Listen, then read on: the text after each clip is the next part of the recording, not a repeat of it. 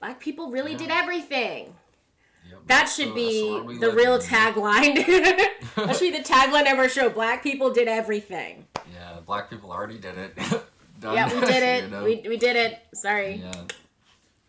We were there first.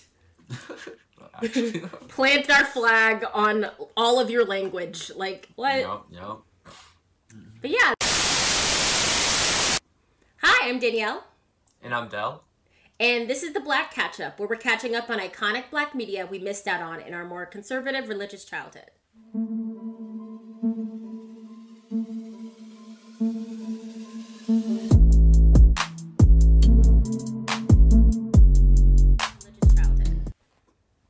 Yep.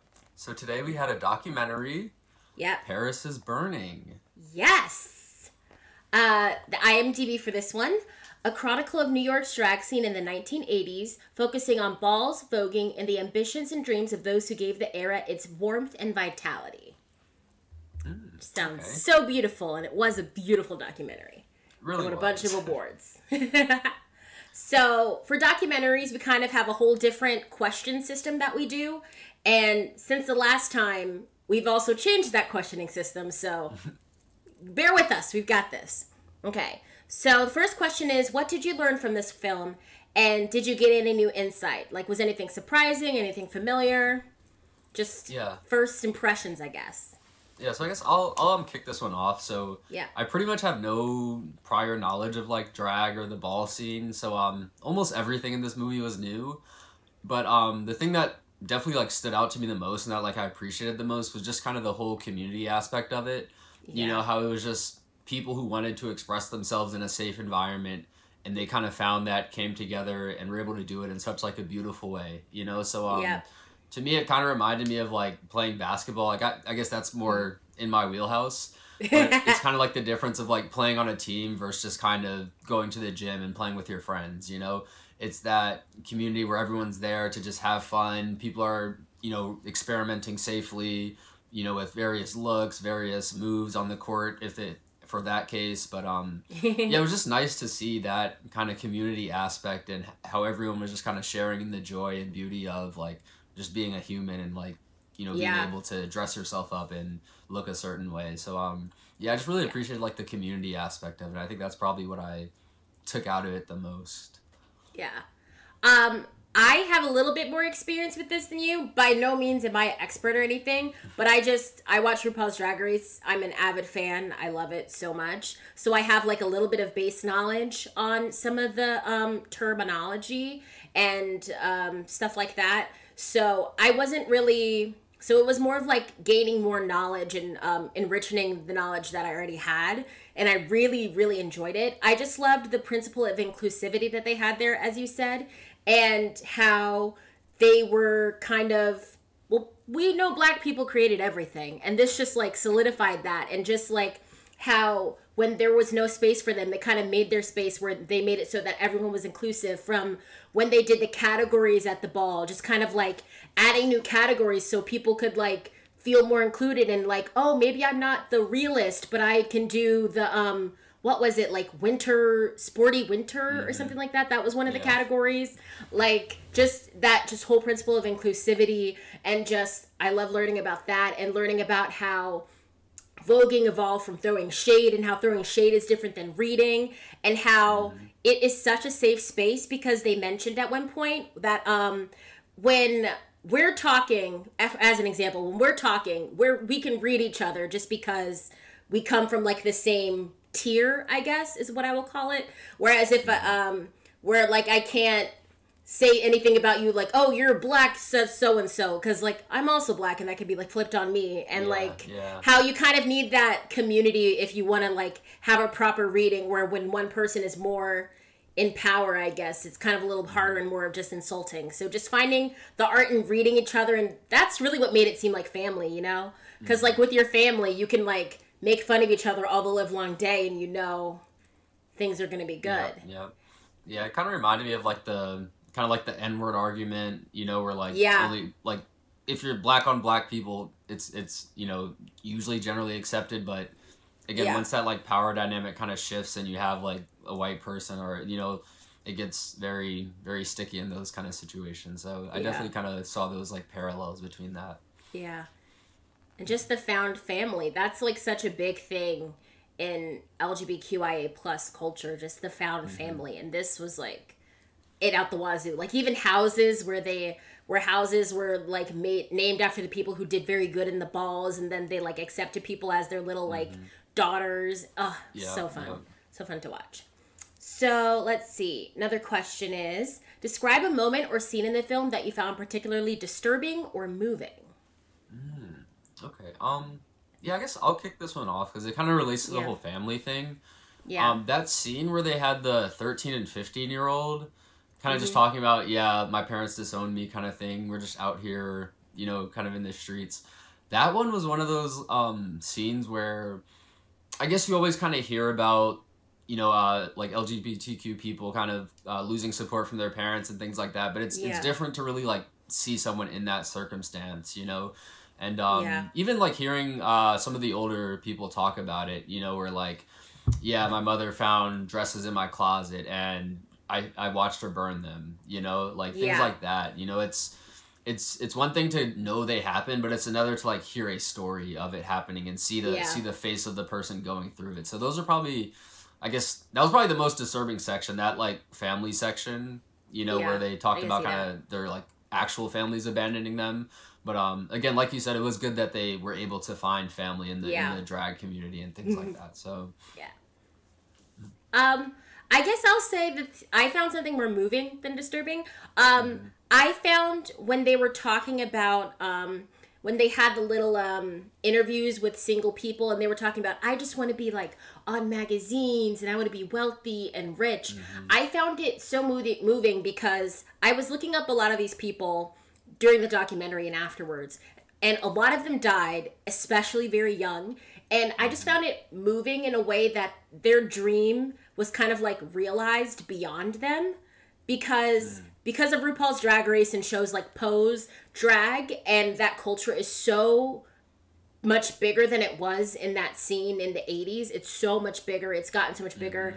There are drag queens and transgender and queer people who have walked in like big runway shows and have been on like huge magazine covers and stuff like that. So I just found it moving that they were kind of like, they have the same fantasies and the same dreams as all of us. And just, I guess seeing that their dream was realized was just so moving to me.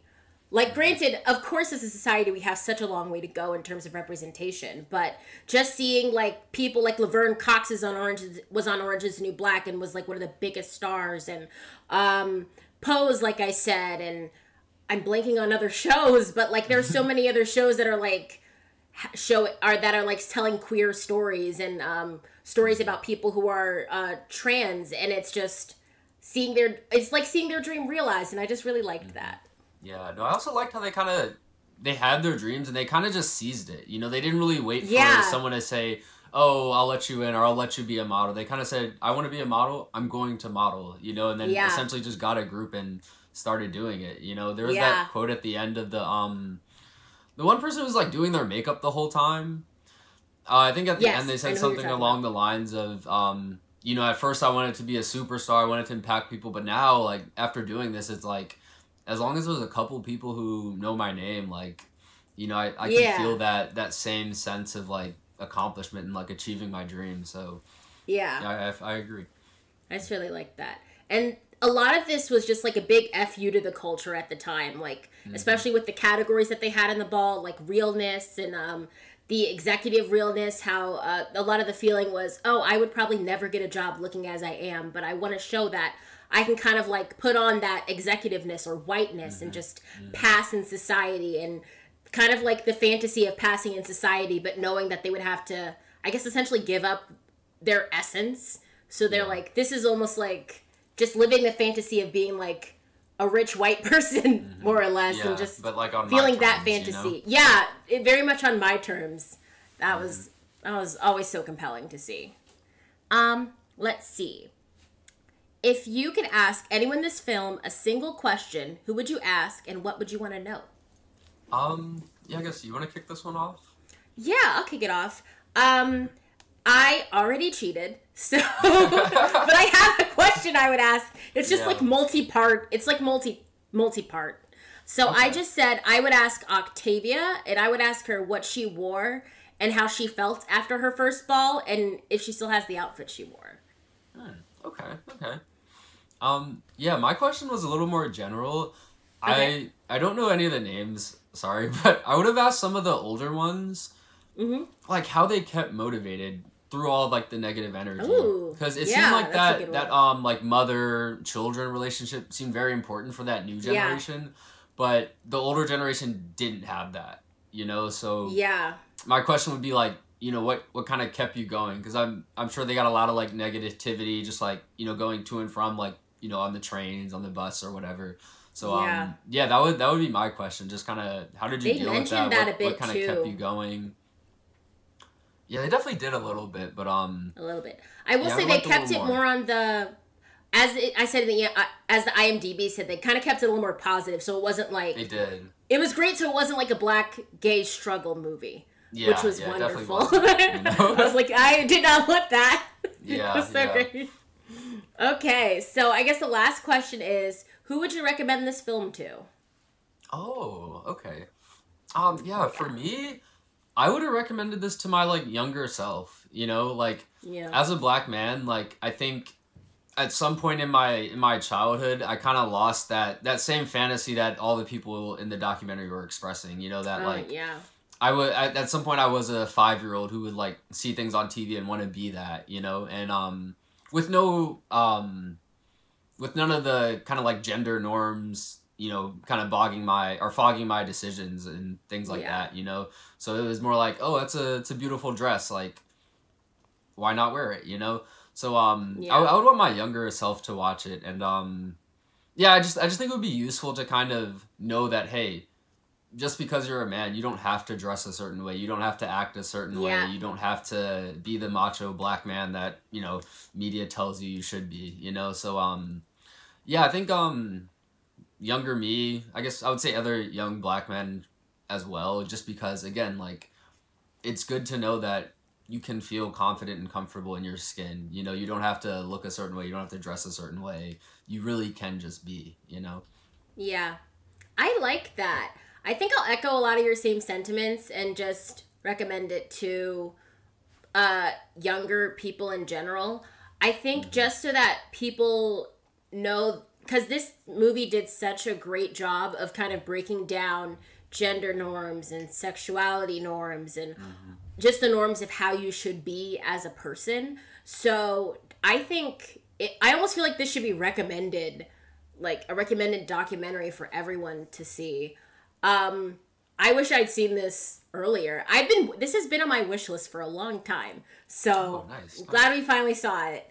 But I just echo a lot of your same sentiments. Anyone who feels as though they don't fit in and like dreamers, people who want to just keep living the dream of having a dream, I guess. And that's basically, I don't know how else to say it. That's exactly what it is, though. Because it's like, at some point we do dream and have those, like, wild fantasies, but at some point someone tells us, nah, be more realistic, or that's not for you, or you can't do that. We hear that so much that it almost just becomes normal to us and just a part of our daily routine. But I don't know, this really, like, forces you to kind of step out of that and say, like, okay, there's actually no limits right now. Like, I can be whatever, I can do whatever, you know, and I can do it the way I want to. I can have fun with it. I can fully express myself. So, no, I agree.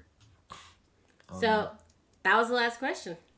Yeah. We don't ask our usual, do you wish you saw it sooner, but it seems like and we don't from both of us, you know? We also don't rate documentaries because that feels very weird. Yeah. This one was a good one. This is definitely a recommend, though, you know? Yeah, I definitely recommend it. It's also a very quick one. Yeah, very like concise. 75 minutes, maybe?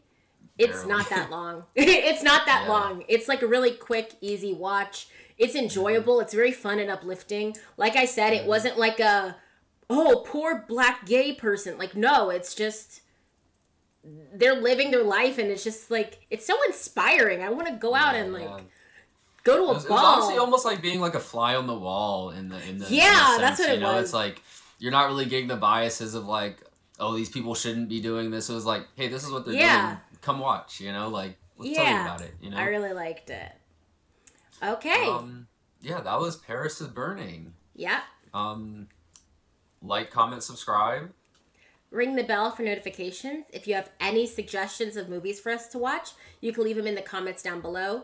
All of our socials will be in the descriptions down below. And we'll see you next time to catch up. Bye.